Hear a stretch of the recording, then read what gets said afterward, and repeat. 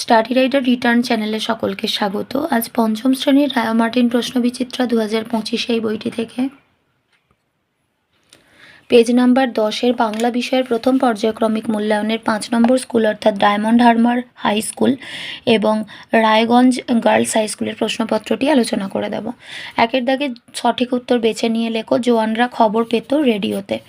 Dash master গল্প বলে, Santhal master গল্প বলে। সুবর্ণরেখার জলে নাকি এখনও সোনার রেণু পাওয়া যায়। বুনোহাঁস গল্পটি লিখেছেন লীলা মজুমদার। এতোয়া শব্দটির অর্থ রবিবার। হাবুর দাদার সংখ্যা 3 জন। শীতের প্রখর প্রত্যুষে। 2-এর দাগে নিচের প্রশ্নগুলির সংক্ষেপে উত্তর দাও। 1. ডুলং নদীকে আদিবাসীরা বলতো দরঙ্গারা। অথবা প্রশ্নে রয়েছে সাঁওতাল ও মুন্ডাদের বিদ্রোহকে কি বলে? সাঁওতালরা বলে হুল, আর মুন্ডাদেরটা বলা হয় উলগুলান। নেক্সট হচ্ছে জোয়ানরা কখন হাঁসটাকে তাঁবুতে নিয়ে এসেছিল? একদিন একটা বুনো হাঁস দল ছেড়ে নিচে নেমে পড়ল। একটা ঝোপের ওপর নেমে থরথর করে কাঁপতে লাগলো। তারপর আরও একটা একইভাবে নেমে এসে প্রথমটার চারপাশে ঘুরতে লাগলো। জোয়ানরা হাঁস দুটিকে কুড়িয়ে নিজেদের আস্তানায় নিয়ে এসে সেবা শুশ্রূষার দ্বারা সুস্থ করে তুলল। রবীন্দ্রনাথের প্রধান ছুটির দেশ কোথায় ছিল? বালক রবীন্দ্রনাথের প্রধান ছুটির দেশ ছিল তাঁদের বাড়ির খোলা ছাদ। কোন কথা বলে চিৎকার করে গল্পবুড়োর মুখ ব্যথা হয়ে যাচ্ছে? রূপকথা চাই। গল্পবুড়ো কখন পথে বেরিয়েছিল? শীতের ভোরে। সে কাদের কেন ডাকছিল? গল্পবুড়ো শীতকালের ভোরে ছোটদের উদ্দেশ্যে চেঁচিয়ে বলে যে তার ঝোলায় দৈত্য, দানব, যক্ষীরাজ, পক্ষীরাজ, রাজপুত্তুর, চোখ ধাঁধানো হীরে মানিকের গল্পসহ বিভিন্ন ধরনের মন ভোলানো কাল্পনিক রূপকথার গল্প আছে। যদি তারা দেখতে চায় তাহলে ঘুম থেকে উঠে দ্রুত তার কাছে আসতে হবে। গল্পবুড়ো তার শত্রুদের সঙ্গে কি করবে? যে আসবে না সে হবে গল্পবুড়োর শত্রু এবং গল্পবুড়ো তাদের কখনোই রূপকথার গল্প শোনাবে না। হাবু কেন কেঁদে কেঁদে মরছিল? দাদাদের পোষা প্রাণীদের গন্ধে হাবুর প্রাণ ওষ্ঠাগত, তাই সে কেঁদে কেঁদে মরছিল।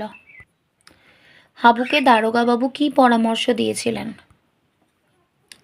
দারোগাবাবু হাবুকে বলেছিলেন ঘরের জানালা দরজা সব খুলে রাখতে, তাহলে ঘরের গন্ধ আর থাকবে না। চাঁদ কোথায় উঠেছে এবং তাকে দেখতে কেমন? লম্বা নারকেল গাছের মাথায় আলো করে ডাবের মতো ঠান্ডা ও গোল চাঁদ উঠেছে। 3-এর দাগে নিচের প্রশ্নগুলির উত্তর দাও। 1. তাতেই আমরা হেরে গেলাম উদ্ধৃতিটি কোন গদ্য থেকে নেওয়া হয়েছে? এতোয়া মুন্ডার কাহিনী গদ্য থেকে নেওয়া হয়েছে। কারা হেরে গিয়েছিল? কেন হেরে গিয়েছিল? আদিবাসী মানুষেরা ইংরেজদের সঙ্গে যুদ্ধে হেরে গিয়েছিল। একসময় সেই গ্রামে বাবুরা আদিবাসীদের নিরক্ষরতার সুযোগে তাদের ওপর জোর জুলুম করে সব কিছু কেড়ে নিল। আদিবাসীরা আইন কানুনও কিছু বুঝত না, তাই তারা বাবুদের সঙ্গে লড়াইতে হেরে গিয়েছিল।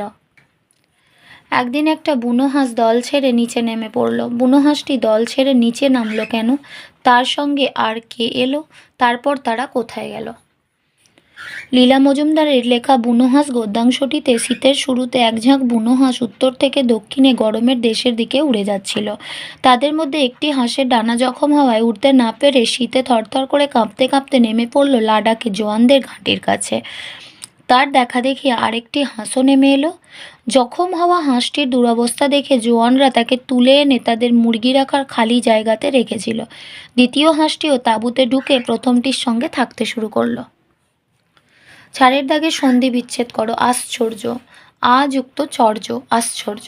উচ্ছন্ন, উৎ যুক্ত ছন্ন, উচ্ছন্ন। সংবাদ, সম যুক্ত বাদ, সংবাদ। পরিষ্কার, পরি যুক্ত কার, পরিষ্কার। দিগন্ত, দিক যুক্ত অন্ত, দিগন্ত।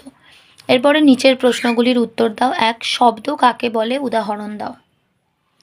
2 বা ততোধিক বর্ণ পাশাপাশি বসে যদি কোনো অর্থপূর্ণ ভাব প্রকাশ করে তখন তাকে শব্দ বলে, যেমন মানুষ, গাছ ইত্যাদি। ব্যঞ্জন সন্ধি কাকে বলে?